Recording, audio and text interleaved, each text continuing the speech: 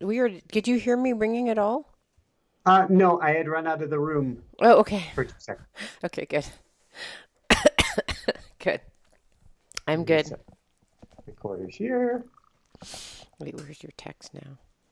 And if you can give me Oh, a mic check 1, 2, 3, mic pretty check please. 1, 2, 3. Let's have you scoot a little bit more to your right while you're mic checking. Excuse me. Okay, that better? Let me Yeah. see if I can find. Okay, good.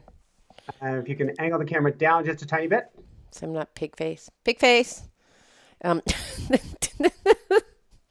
Okay. we may need to tap on this. All Pig right, and face. testing 1, 2, 3, please. Testing 1, 2, 3. Testing 1, 2, 3. Testing 1, 2, 3. Testing 1, 2, 3. Testing 1, 2, 3. It's a little low, but it'll work. Okay. Testing 1, 2, 3. Testing 1, 2, 3. It may be because I just finished taking a yoga class, so I'm super chill. How about this? Is this loud enough, or is it I too think it's loud? your volume adjustment Okay, how because I've about got you this? at max volume now. Okay, you have max volume. I have max volume. There's a little red button under this focus, right? And now that's turning red, so it means super loud. You Okay, how don't about want, this? yeah, you don't want it red. That's interesting. I'm guessing Misha will be able to bump it up a little bit. Wait, but do you have me as so I have I okay, there's red, so I'm gonna turn it down. How about this? Oh, it keeps on turning red. Yeah, you want to turn Okay. down below red, of course. Okay, yeah, no, I'm getting there. I'm testing, I'm testing, I'm talking, I'm testing, I'm talking, I'm testing. But on your side it's too low? Uh, I got it. Okay. Okay, now I have to look at your post of where did your post go? Okay, there it is. Okay. Okay, good. Now I can see your little face. You're just like a little itty bitty face on my screen. I can't make it any bigger when I see your text, then I can't see your face anymore. It's either or. That's funny. Yeah. All right, don't do that. All right. One more testing if I could. Testing 1, 2, 3. Testing one, two, Perfect. three. All right. Ooh, echo.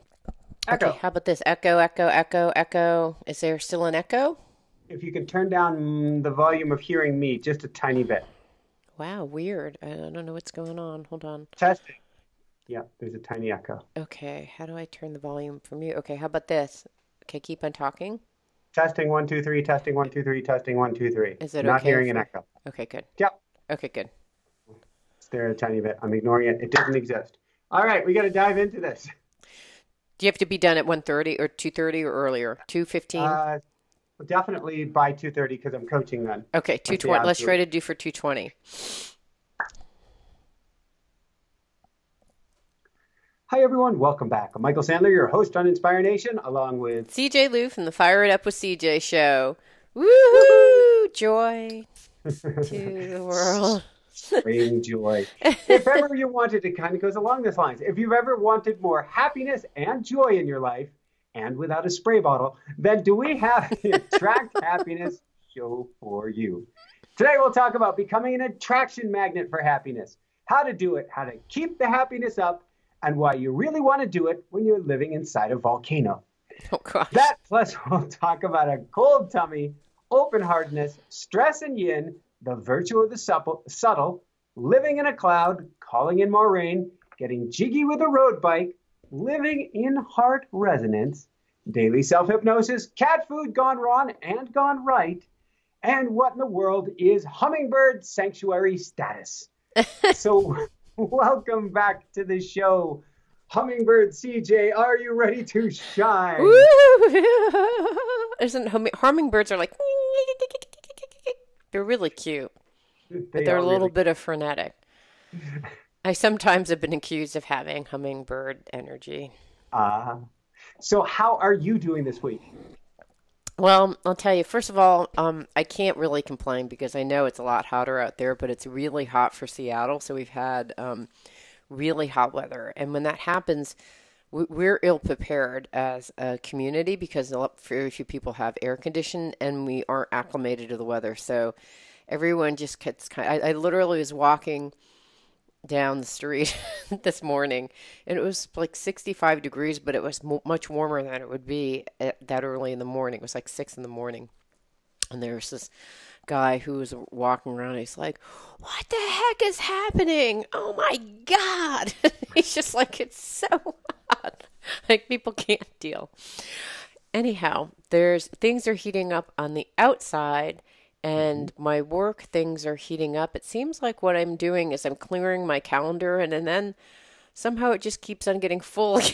I don't know exactly what is happening aside from Have you I set must an be doing intention? to have space. I think I really need space. I started looking at my, I have a Fitbit and I Mhm. started looking at my stats and the average hours of sleep that I have is usually 6 hours and 32 minutes, like uniformly. And then over the last couple months, it's been dropping down steadily, like 6 hour and 1 minute, five, so it's just been going down and down. And because of the heat, it's been really hard to sleep. So on Monday, I had like 4 hours and 5 minutes. And then, so I've been trying to sleep and calibrate because I think I'm under fight and flight. And so I have realized, so I went to Asian acupuncturist and they said that I think, did I tell you this last week? I don't know if we did because so I went to Asian acupuncturist. They touched my tummy and they said that my tummy was cold. And what Mm. happens is, No blood flow. yeah, no blood flow into your stomach area, which means that probably all the blood flow is going out to your limbs, which Hmm. probably means that because your body is saying, there must be something god awful happening because based on your reaction internally, something really bad is happening. So we're going to rush all the blood and energy to your limbs and not towards your digestion because that can wait till later. And so your body You've goes into, been you've been hijacked. I have been hijacked. An And so, amygdala hijacking. yes, well, I think it's just having months after doing this remodel and this unending set of projects that come with the remodel. And then, in addition to that, irrespective of the remodel, lots of projects. And so, my stomach is cold. And so it's been really hot. And I've been told by my acupuncturist not to drink cold water and to not eat cold foods, which is really hard when it's hot. So, I have been trying to well, I talked to my nutritionist. I'm like, I don't know if I can do this. And she's like, well, because it's so hot, you're not drinking water. And now actually you're getting dehydrated, which is also not good for your digestion. So there's just this kind of play on going the Eastern way. And then the Western way is like, well, or actually just nutrition wise, I'm not digesting my foods either because I'm not drinking enough water because the water is hot and I don't want to drink it. What? She didn't say that cold. She didn't say room temperature bad. Yeah, Cold. I know, but still, like, even room temperature, it's just like I can't really, it's been very hard to just drink room temperature. It's just, and not to eat salads because I'm not really want like a hearty stew at this point. I want a cold salad or just like little bits of vegetables and fruit. Like the weather is giving me one cue, and so I've just decided to instead focus on sleeping and getting my parasympathetic nervous system to check in so that my blood can kind of flow back Yes. into the center. So, and even when I do that, I remain like I get some point, like right now, I just finished a yin yoga class, so I'm very, very calm. In fact, I think I may have fallen asleep for like a nanosecond in the class because I finally just I thought you were going to say during the intro.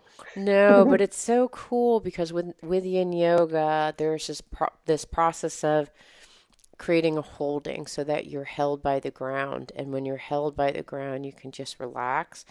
And then when you relax into the space, then it gets into a deeper fascial level of your muscles, and your muscles can finally go, "Oh, I'm safe now." And relax versus just be in this contracted state. But you have to get that deep into your relaxation in order for your muscles to relax.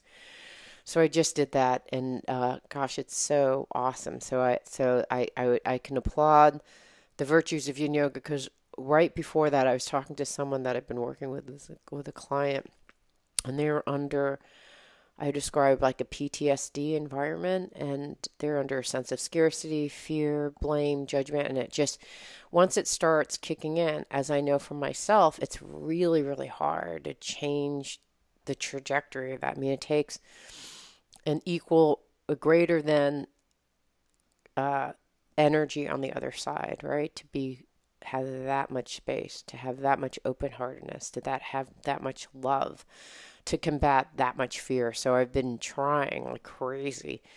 And I guess that's my lesson right now, I think, is to remain open hearted, feel things, feel out of balance, and then kind of create enough space in my mind, my body, to be able to relax back into it, lose it, and then relax back into it. I mean, it's just been a process of zigzagging back and forth. So it's been good and frustrating, you know? I mean, it's good and exhausting at the same time in some weird way, which I assume is somewhat related to what you're going through. What is happening for you? Well, we're living in a cloud this week. And the cloud just lifted for the last 2 hours, which I'm like, woohoo! Yeah. And I hope it stays away. The fire continues to get bigger. Mm. And so today was the worst day. Visibility was maybe 500 feet. Wow. So if I were Craziness. to walk, it's just like a cloud. Like we had this in Seattle when it was really, we had all these forest fires as well. And it was just like a hazy day. It felt like a gray day, like a rainy day, but it was hot. And there was just this kind of soot that kind of felt heavy. Is that what Yeah, it's and like? you can't see the hills across from the house, and Right. you certainly can't see across the valley.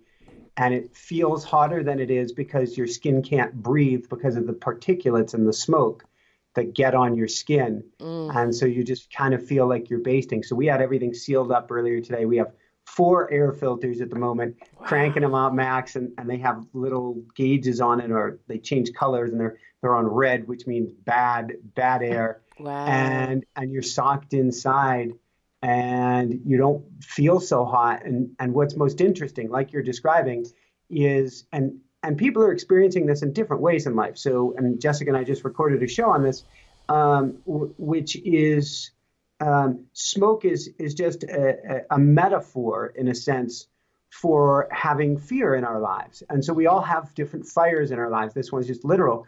But because there's a fire in your life, we've had to really go the opposite direction, like you are now, to maintain a calm nervous system because we watch people melt down in the shops, melt down in the stores, melt down on the bike path because the nervous system is on high. And so everybody's trigger sensitive, just like getting up this morning and at 65 degrees and you have this guy going, what in the is going on Yeah. when you're seeing him walking, when you get that heat and when you get that smoke or you get that negativity going on around you in a sense, it's really hard to stay grounded and centered. And so it is an experiment during this time.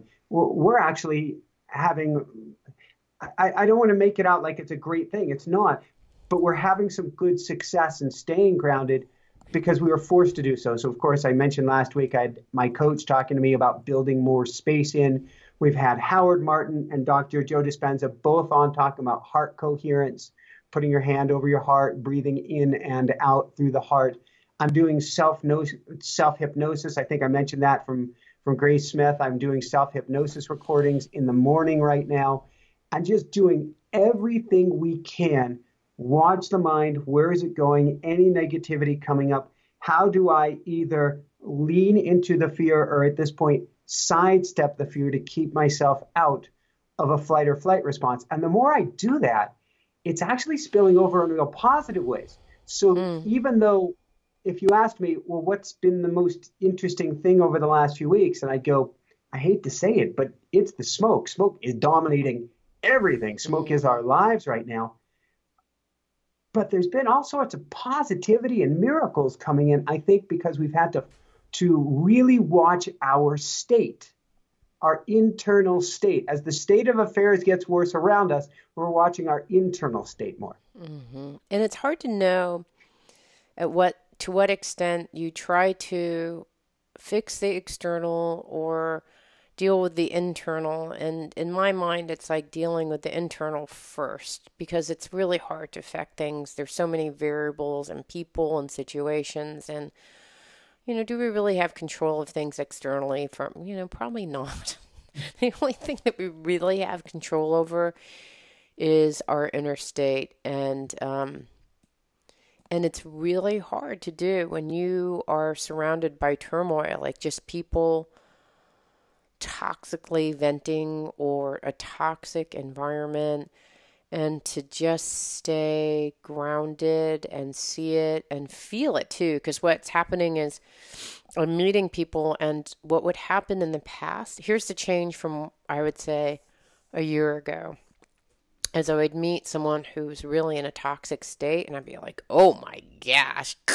Like I literally would create a shield and try to like guard against like a fire heading to me or anger or whatever.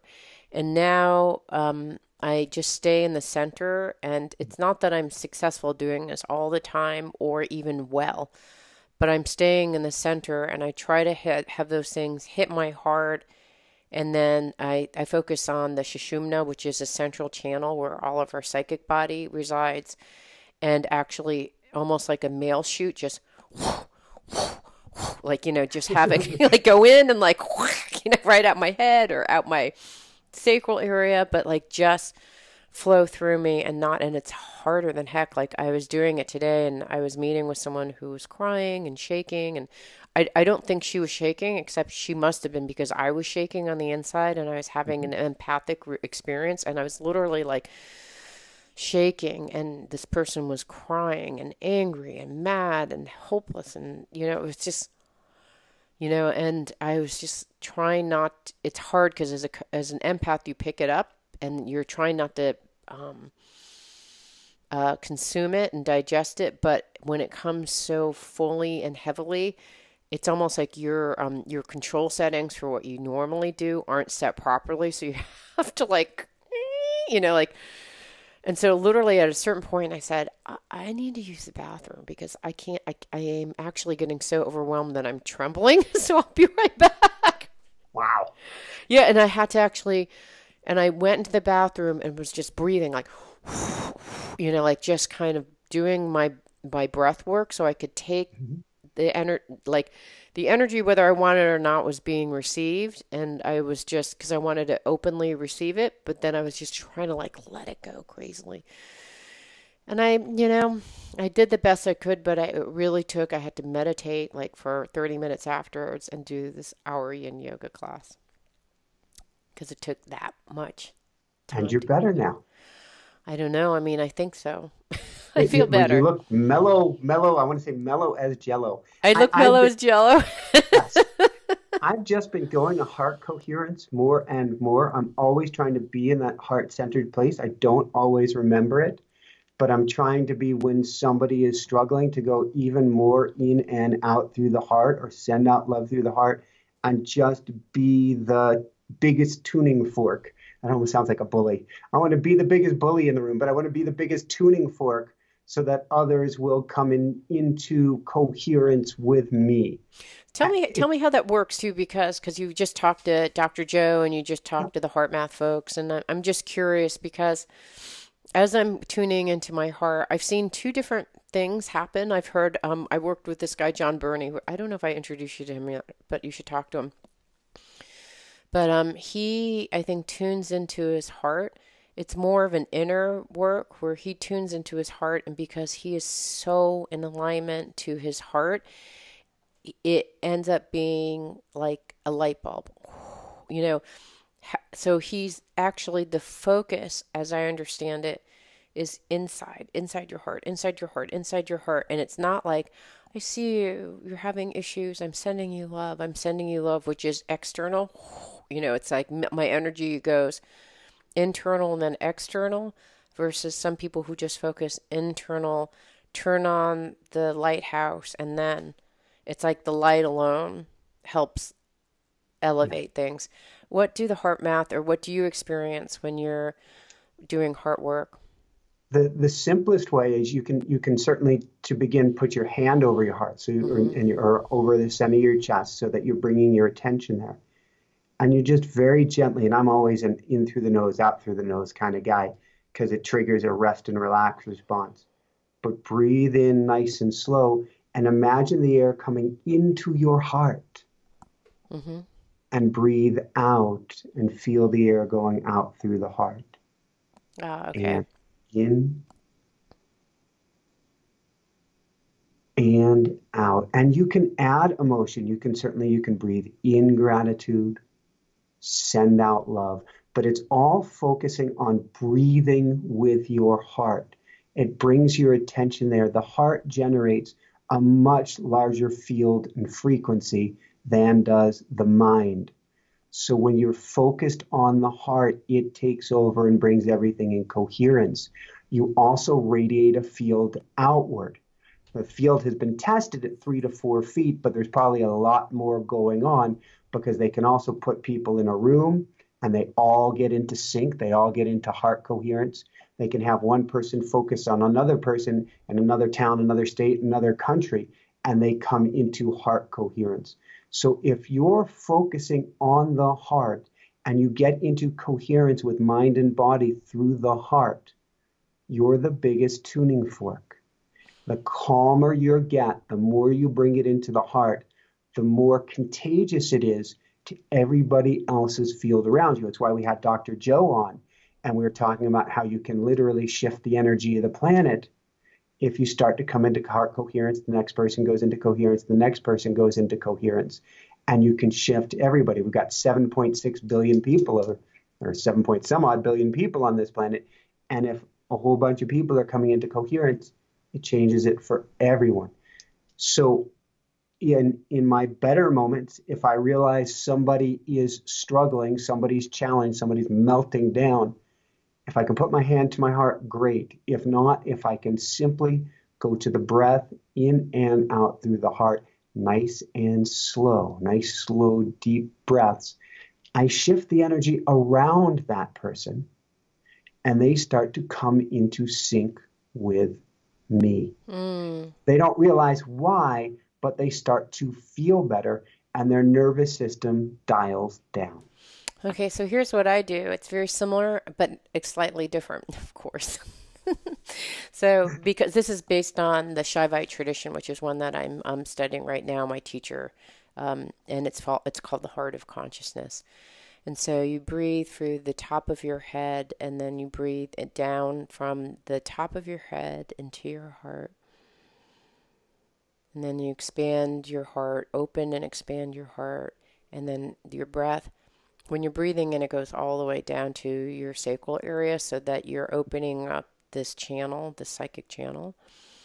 And then when you exhale, you imagine like it's a bucket going down a well, and then as you're exhaling, you're taking the energy and you're pushing it up that channel. So it's like this.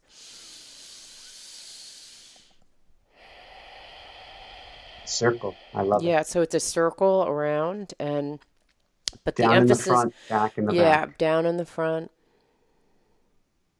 with the focus on the heart opening and then opening all the way down to your sacral area and then exhaling.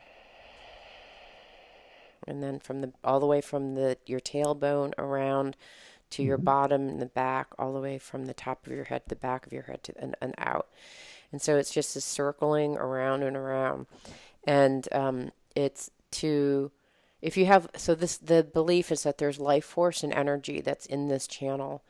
And so when you're breathing in consciousness and life force and energy, and in consciousness is within energy, then when you circle around, it's like you're exhaling out.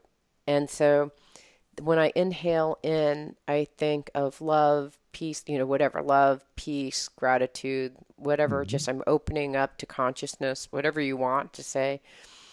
And then if you're exhaling, I'm exhaling.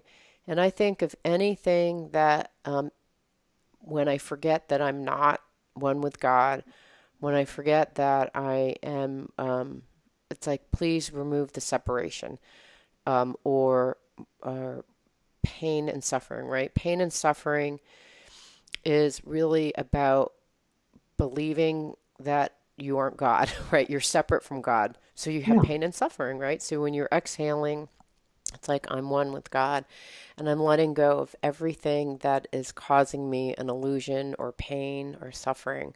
that makes me forget that I'm part and one with God. And so or Shiva or consciousness, whatever you want, cheeseburger in the sky, as you say. So it's like turning around, it's having that go out and just letting that go. So it's so that when you open your eyes, I'm just imagining that's me. I'm looking at the camera, but that's me. I'm one with everything. The same consciousness that's running through me is running through you. And therefore I can open up my heart because we're one and the same. So it's this kind of unity consciousness. And so, I love it. yeah, it's it's not easy to do because, it's a lot easier if I were to talk to a client and I was closing my eyes. But when you're talking to a client or someone, you want to open your eyes so that they know that you're with them, right? When you close your eyes, this is kind of unconscious, like, I'm not with you. I'm traumatized. Let me close my eyes. But it's kind of the trick of like opening your eyes and having this thing. It's so hard to do, but I'm learning how to do it. And it helps. I don't know if it helps. I wonder sometimes if, in fact, what I'm doing is just focusing on myself first.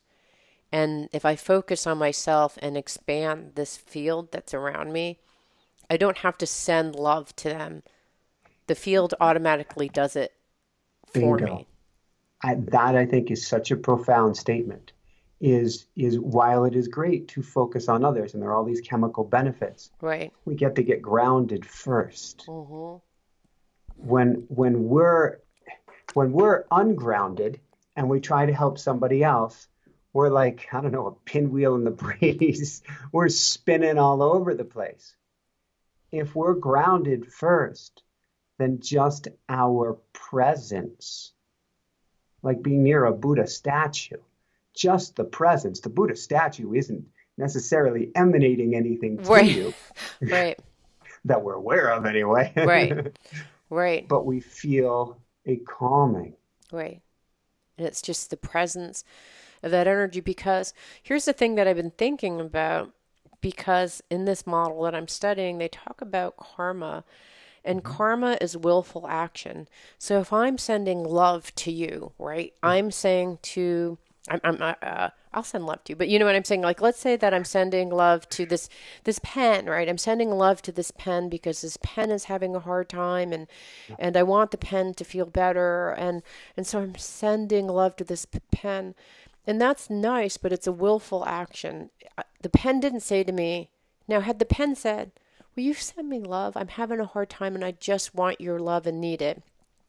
And then sending love to the pen is fine, because the pen has asked for it. But if the pen doesn't ask for you to send love, then the question is it a willful action? And the belief in this model is when you're moving towards willful action, when you're doing something that someone hasn't necessarily asked you to do, that's willful, and then you create karma because you're creating karma because you're actually imposing your will on someone else's will. So to me, I'm really beginning to question, like, I'm gonna send you love, I'm like, well, maybe I shouldn't because they're not, unless they ask me to send love. Maybe it's better for me to just feel love on the inside, and then if in this model, if we're one, me sending love on the inside is going to make me calm. And like I said, like a tuning fork, if you want to hear the vibration, then you can go, oh, I hear it. I want to like dance with it. But if you don't want to hear it, you don't have to hear it, right? But it's clean, right? Like I'm not forcing my love upon you. I'm just finding love within me and being present with it. And it may help you, it may not. You may want it, you may not. And that's okay, And if we're all one, just me doing this is helping the world, regardless of whether it even helps you. And if you choose to, then you can receive it. But if you don't choose to, you don't have to receive it. I don't know. That's what I'm thinking. And it's interesting because my mantra, particularly during the shows, is I send love, but it's just more of a radiating love. I'm not trying to enforce love on somebody. But when I think of what you just described, I think of Ho'oponopono, the Hawaiian healing prayer. I love you. Please forgive me. I'm sorry. Thank you. Which you say to heal yourself. And in healing yourself, if I call it putting a person in the jukebox of your mind, taking a quarter. So I've got an uncle right now whose health is challenged.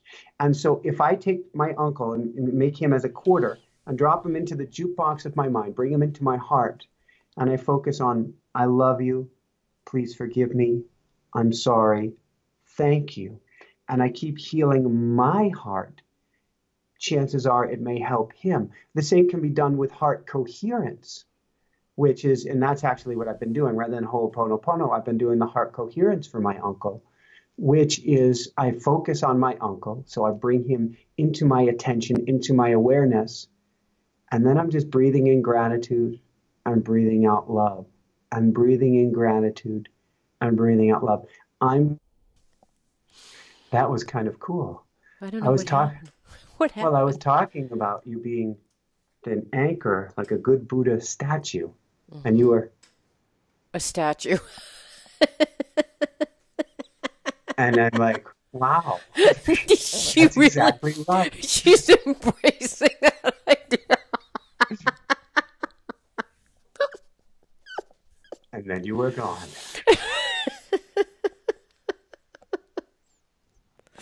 Sorry, so you're saying you were talking about the heart coherence, folks, and what you found, and you're talking about, yeah. If you put somebody in your heart, you drop a coin down into the jukebox of your heart. This is real kicking it old school for people here. And you put that down in your heart and you get into coherence. You can help bring them into coherence, but without putting them upon it. You're just being a big tuning fork in the room. Right, and if they choose to, they can feel it. If they don't choose to, I guess here's my logical filter. So if I'm sending you love, I'm sending you love, I'm sending you love, pen, I'm sending you love, I'm sending you love. The pen can choose to or not, but the pen didn't really ask for it. Do you know what I mean? So I think that there's something about it that's not quite kosher. If I'm thinking about the person, I'm like, I love my uncle. I love my uncle.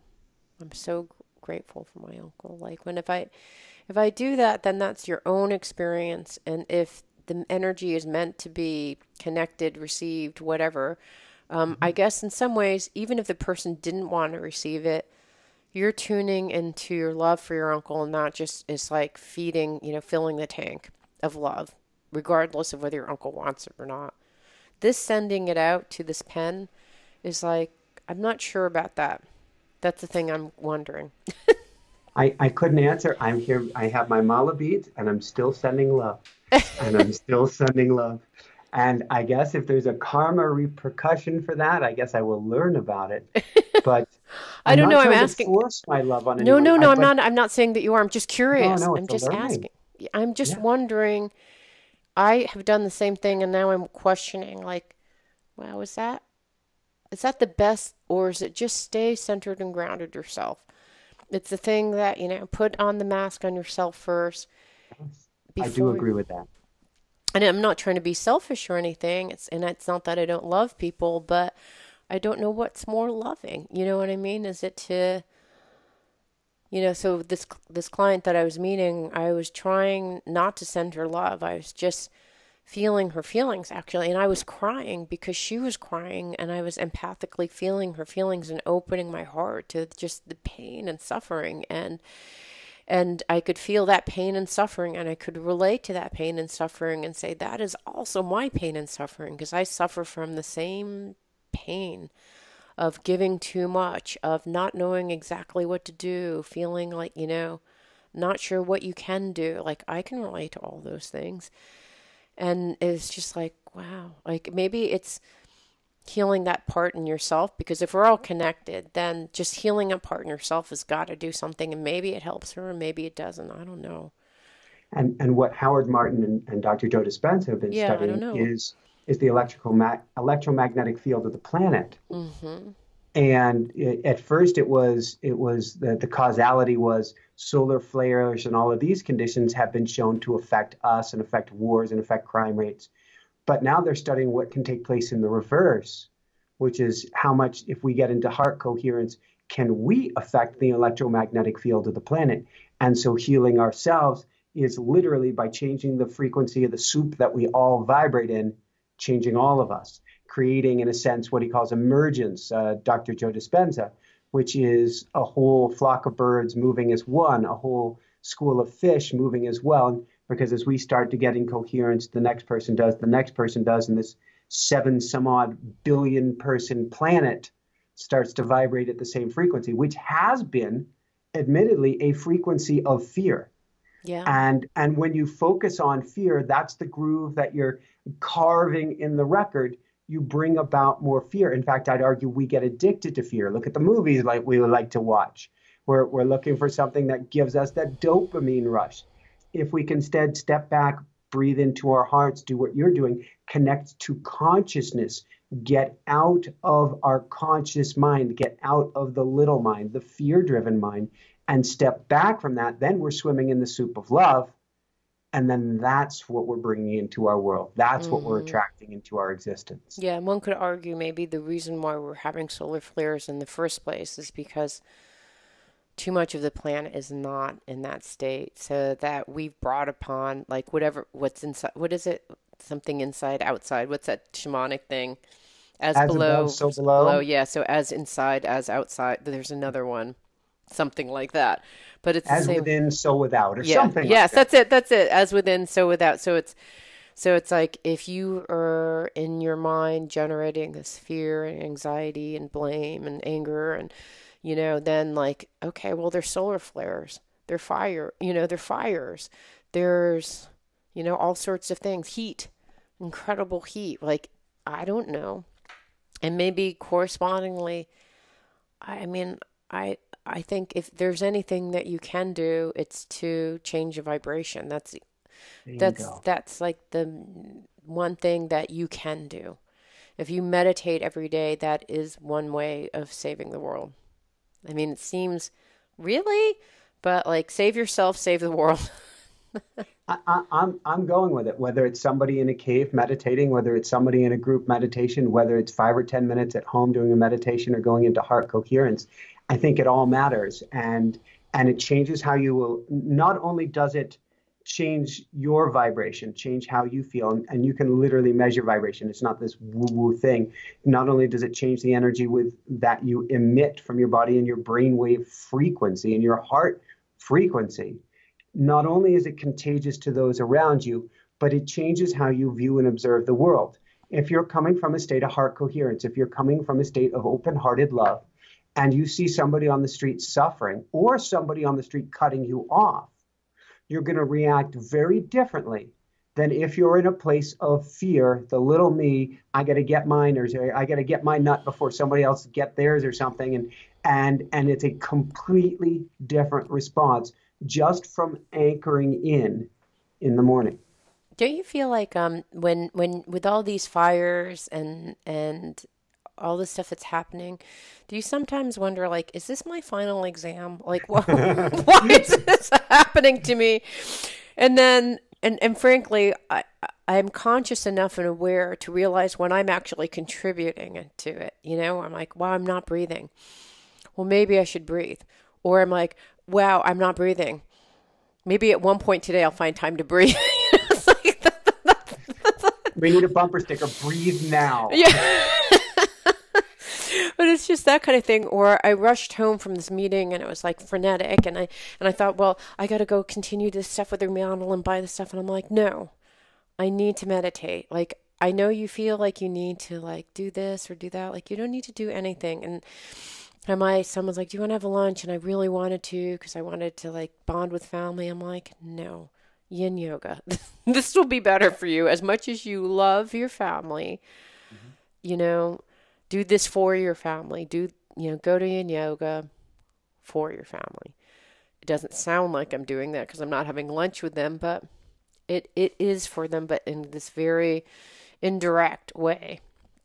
No, I love it. Take that Epsom salt bath for your family.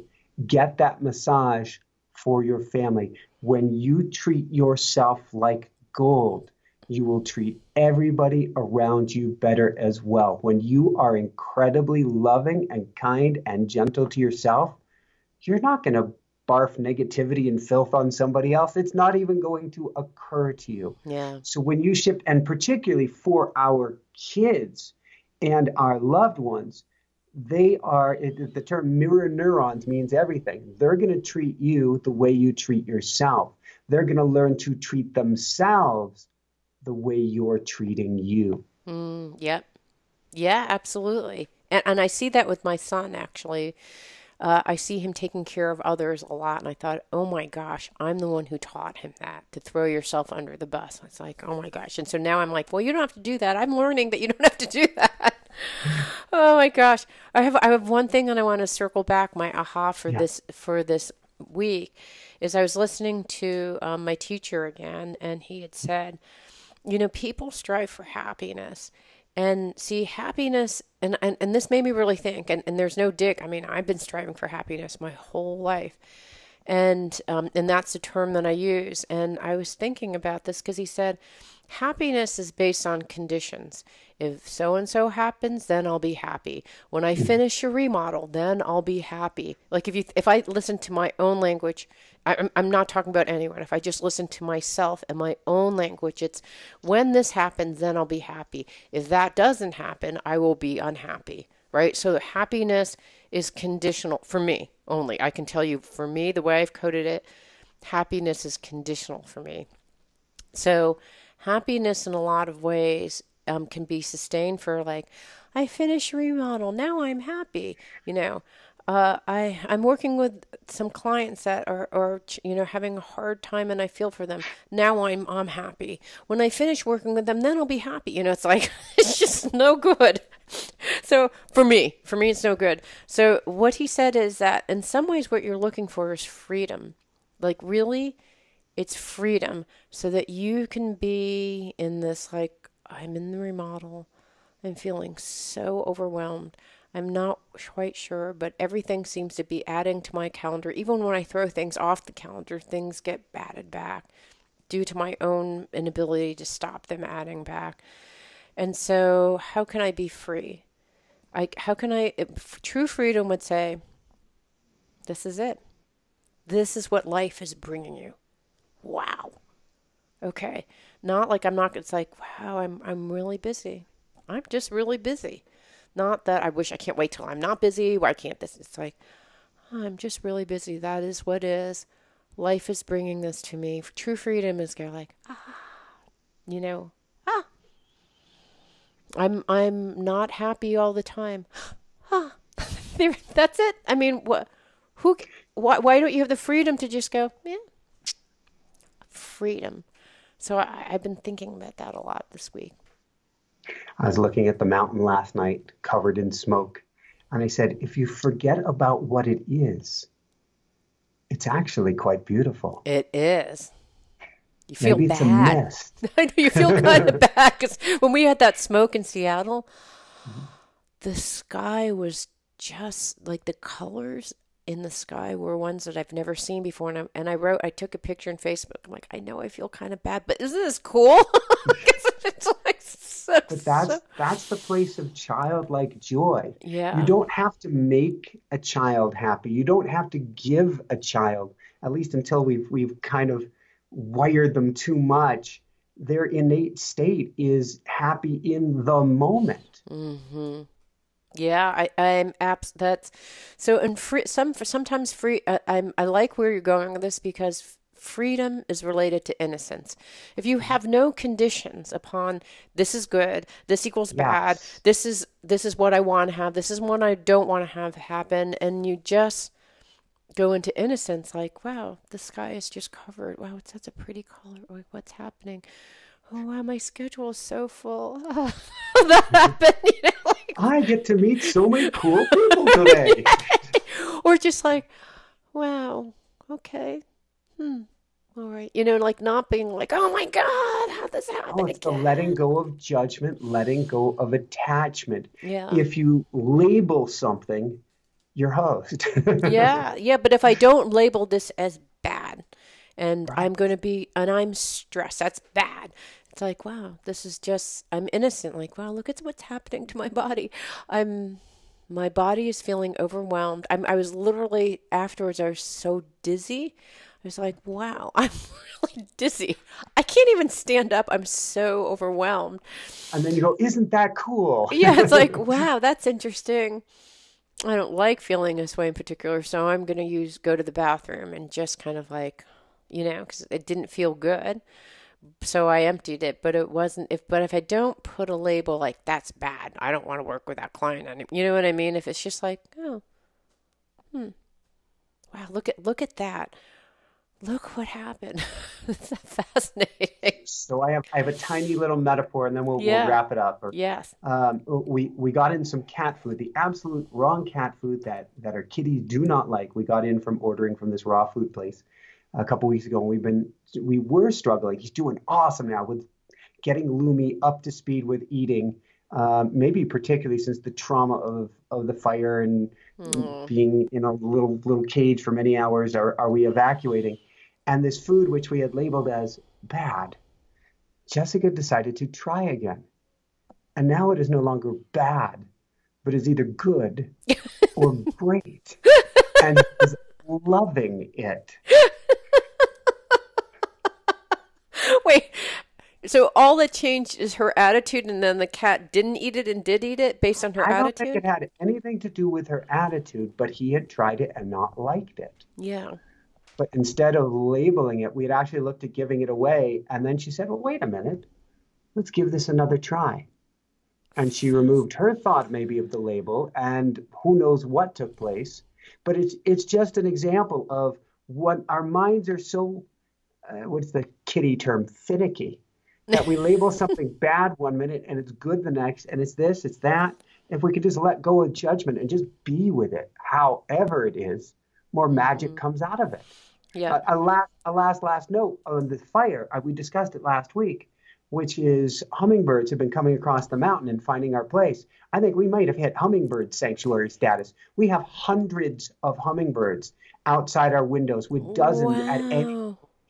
It is amazing. Do you have And it on so Facebook? Pictures on Facebook?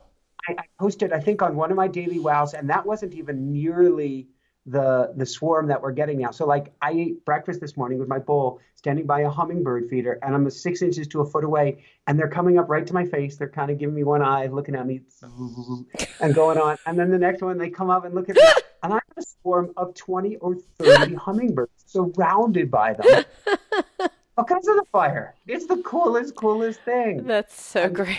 So we're up to 5 or 6 hummingbird feeders, and I'm convinced I'll order more this weekend because it is just the coolest thing in the world. Wow. And that's letting go of that label and saying, hey, let's play with it. Let's make something special out of this. Yeah. Yeah. And I think it's like, instead of labeling it, going innocently like, wow, look at all the hummingbirds. I love it. This was helpful for me because it helps me look at the week, which I was casting in a certain way. And just if I looked with things with innocence and freedom, how would that change the whole way I'm casting this week? And actually, oddly, it would make me happy or neutral. It's not that I was seeking happiness, but just recasting it in this different frame. I think, this is deep in my practice. Thank you. This is interesting, I think. Hopefully it was interesting for you guys. Please tell us. Is that your hummingbird? Okay, yes, I guess so. This is my hummingbird clap right now. So for everyone out there, is that what a hummingbird sounds like? And loopy kitties included. This is Michael Sandler and CJ Lou from the Fired Up with CJ show. Saying, be well, have fun, let go of those attachments, find the freedom to go in the flow, and you may just become Velcro to happiness. And shine bright. Woohoo!